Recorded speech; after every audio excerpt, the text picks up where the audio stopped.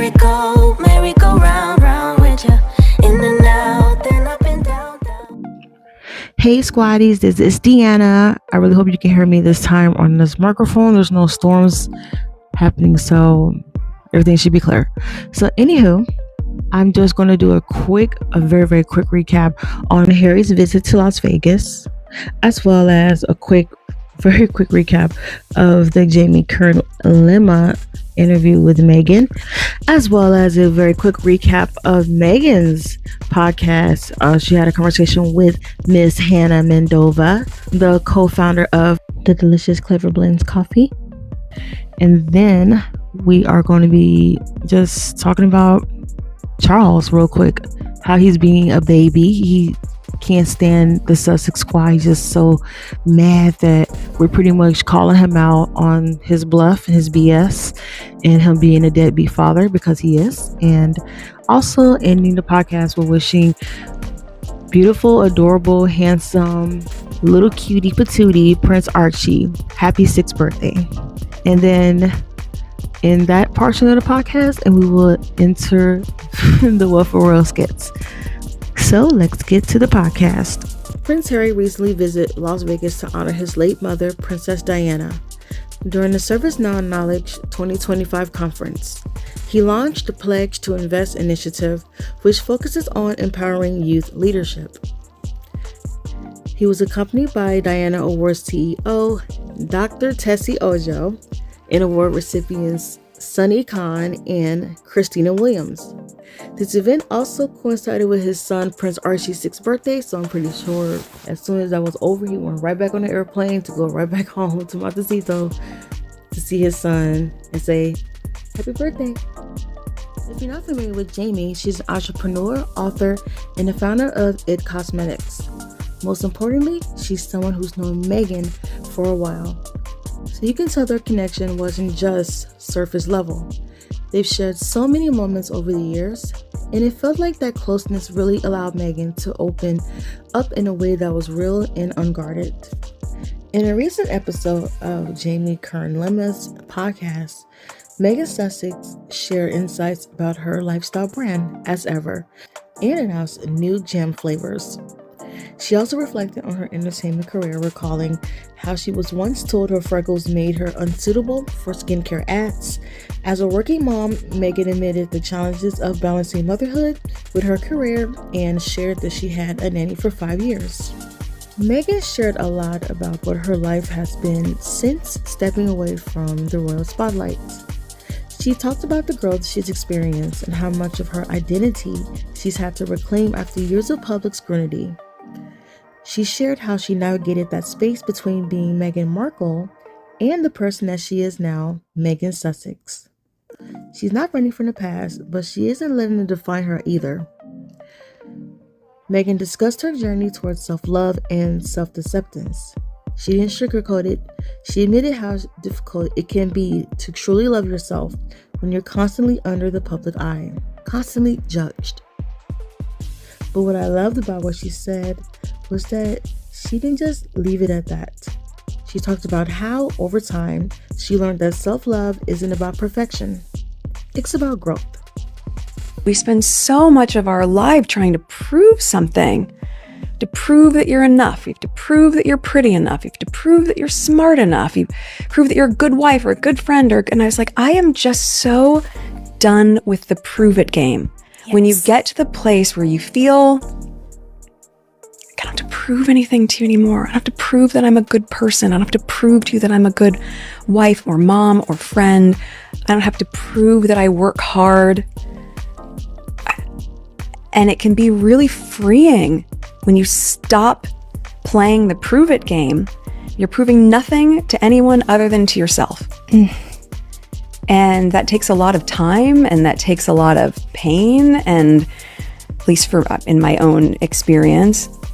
But to just really go, and not with an energy of like, I'm over it, I don't care. No, I care, but I don't have to prove it to you. And if you can't see it, I don't need to prove to you why that's your loss. Because I know that I'm a great friend, and I know the kind of mom I am, and I know the kind of human being I am, and I know how I show up. And I love being able to be that person with the people that I love. So, worthiness, maybe part of worthiness comes when you stop having to feel like you're in the prove it game. Hallelujah. Megan also touched on her relationship with Prince Harry, highlighting their strong bond and partnership. She mentioned writing a letter to her children, expressing her hopes and dreams for them, emphasizing the importance of self-love and kindness. Additionally, Megan also talked about her friendship with Gwyneth Paltrow, sharing how they support and inspire each other. I genuinely do not understand this at all whatsoever. Do you understand this? And finally, Megan set the record straight about political rumors, confirming that she has no interest in running for public office. Would you ever run for office? No. Never. No. Never. Never. Oh God. I mean, you could say never. No, I'm not interested in that. No. And as my quick summary of Megan's interview on her dear friend Jimmy Kern-Lemma's podcast. On this week's Confession of a Female Founder, Megan Sussex had a recent conversation with Hannah Mendoza, who is the inspiring founder of Clever Blends. Hannah's journey began with mixing adaptogenic lattes out of a van, and now she leads a wellness brand celebrated by Oprah and backed by Megan herself. Megan shared how she discovered Clever's turmeric latte during her pregnancy and became the brand's first investor. Their chat delved into challenges of entrepreneurship, the importance of emotional resilience, and the power of female founders supporting each other. They also touched on Megan's new lifestyle brand as ever. It was a warm, honest, and fun conversation about wellness, business, and the strength found in the community. You can listen to the podcast today. Now, switching gears, we're going to be discussing Charles, and he pretty much is upset with, I believe, the Sussex squad. I'm proud to be in the Sussex squad, by the way. Shout out to all the members. People that we're in this secret club, membership club, where we have to pay a certain amount of money. I actually got a comment like that before, and I really regret deleting or blocking that account, because I could have read it to y'all, but it's okay. Yeah, so apparently he's mad at the Sussex squad, or just frustrated with us, because we're pretty much calling him out on his BS. We calling it like it is regarding him. I mean, yes, he's a deadbeat father. He is a deadbeat husband to Diana. And he's just an overall rotten individual with a disgusting dark heart and a horrible soul. His soul is not at peace, clearly, based on his actions, especially on his own child, who is pretty much is just publicly reaching out to him. And it's like he just doesn't get it. He doesn't care. He doesn't know what genuine love is. He's incapable of love. I mean, look how he treats his wife. So I got inspired and decided to write a little something. Let's get started with it. Okay. This story portrays the emotional and complex relationship between a father and son, highlighting generational differences, self-growth, and a pursuit of happiness despite toxic family dynamics. At the center is a deadbeat father, a narcissistic man who, throughout his life, demanded things go according to his selfish desires. He had hope for a daughter, but was disappointed when his second child, a son, Harry, was born.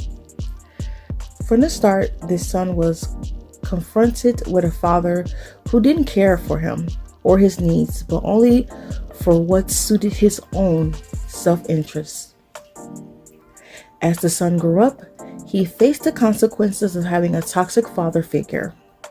His father's selfishness and narcissism left deep emotional scars, creating an environment where the son struggled with the idea of self-worth and love. However, despite his challenging upbringing, the son eventually broke free from his father's influence. Rather than repeating the toxic behaviors he witnessed, he chose to be different, focusing on personal growth, success,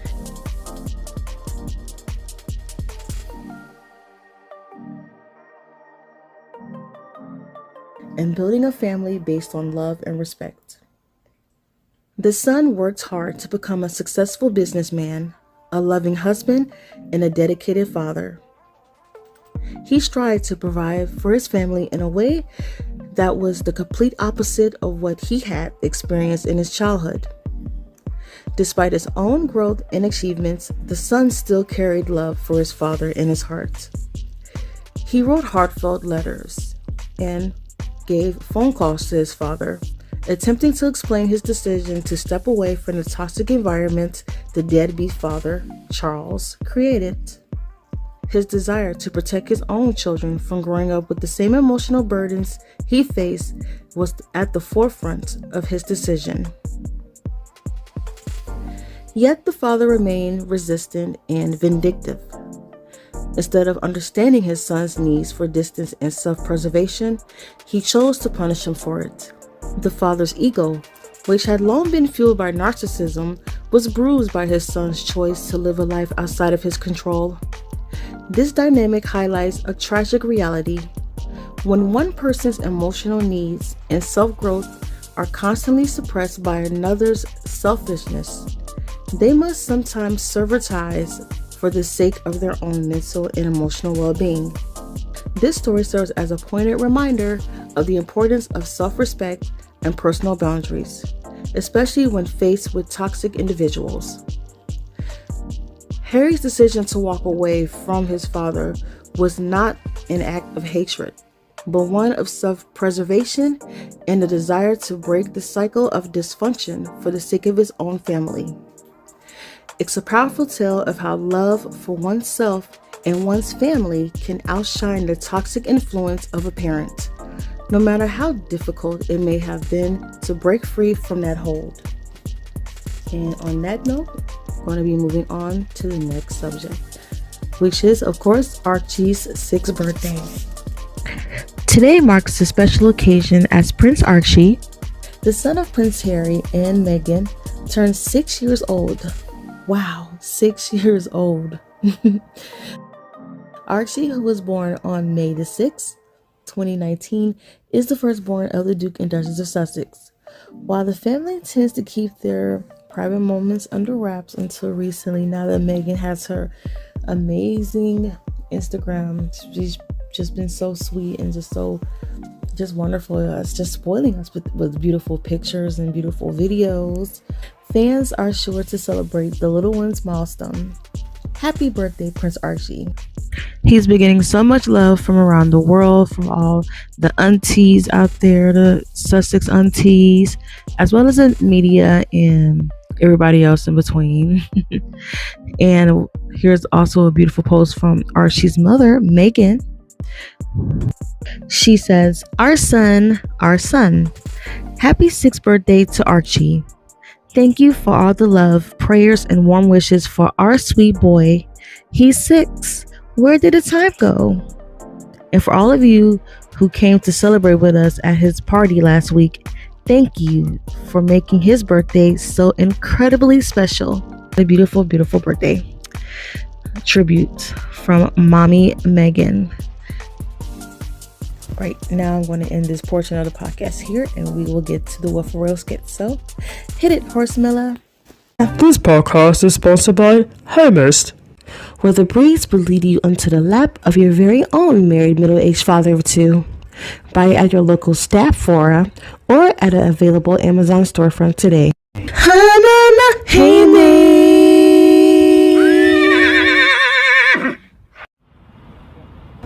I'm glad to finally be away from that place. To be a statesman at such a high-profile event must have been satisfying. I was humiliated. No one spoke to me, who even kissed my hand.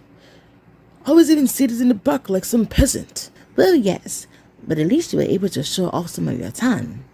No one noticed. Just leave me be. Very well, Your Majesty. But it was a mistake to allow William to attend Pope Francis' funeral. Ha ha ha. He looked like a little lost boy in a room full of adults. William never had what it takes to be his own man. Not like his brother. As much as I despise Harold's natural ability to connect with people, he does a damn good job at it. Similar to his mother. Ah, yes, in my soon-to-be office. Still needed someone to cuddle you, I see. At least I'm healthy enough to attend. Yet you were in the back with the children. Oh, shut up. At least I was there. And why wasn't I invited? Because you weren't. But I'm your wife. In public, yes. In private, far from it. I bet Megan is always invited to be by Harry's side. Good for her. Now leave me alone. Tampon, baby. Megan did a podcast with a friend named Jamie Lima, and she returned a favor by appearing in Megan's Confession of a Boss Lady podcast. Is it really called that? It's called Confessions of a Female Founder. And how would you know that? Oh, Kate, you know your husband still has a thing for Harry's wife. The only person I have a thing for is myself. I believe it. Why must she always overshadow us with the royals? And don't forget Harry's interview after losing his clothes battle. How can I? The boy still doesn't get it. I never wanted him. Diana was the one who gave birth to another boy. I wanted a girl. Then there wouldn't have been a Megan. There could have still been a Megan. But Megan isn't a lesbian. But she's a girl's girl. Something neither of us are. I wonder why the press never pressed on that. The press has pressed on you being a deadbeat father. Watch it, boy. But deadbeat or not, this is the punishment hell deserves for betraying us. And showing the world that there is no need for a British monarchy. What did you say? Why are we even talking about Megan anyway? I'm the future queen. Keep telling yourself that. Have you all seen how ginger Harry's children are? Yes. Of course it comes down to my genes. More like the Spencer genes. And look like Megan has showed a lovely picture of Harry and the children, but in black and white. Oh no! Now we have to hire one of the nannies to take a photo of Williams and have me take the credit for taking the picture. I'm well aware. Megan showed a photo of your grandson Akshay on her Instagram. It's his birthday. Is it now? Oh, don't act like you don't know. You literally scheduled your coronation on his birthday a couple of years ago. I did it to out-spotlight him. A child. You would have done the same. I would have. Did Megan take the photo? No one knows. The Akshay is a tall lad. Like his father. And uncle. But when I'm king, I'll have full custody of him. I doubt that. And he's taking all the attention away from us. Are you incandescent with rage, William? Not as rage as your face. At least I'm not in denial of my ugliness. Who are you calling ugly, you dog? Watch it, boy. Let him keep going. It's probably the most excitement he had with any woman in years. I've heard quite enough. Now, all of you, out of my office, at once. And that's all for this podcast. And I hope that your days are filled with blue skies, sunshines, with positive vibes. I'd like to thank you for watching. Don't forget to like, comment, share, and subscribe, and hit that bell. Also, join a membership, as well as my Walmart storefront, my Amazon storefront, and you can also follow me on TikTok, Red Note, Blue Sky, and my cats Oreo and Luna's page on Facebook. My name is Deanna, and you are watching Thriving with the Sussexes. I'll talk to you soon.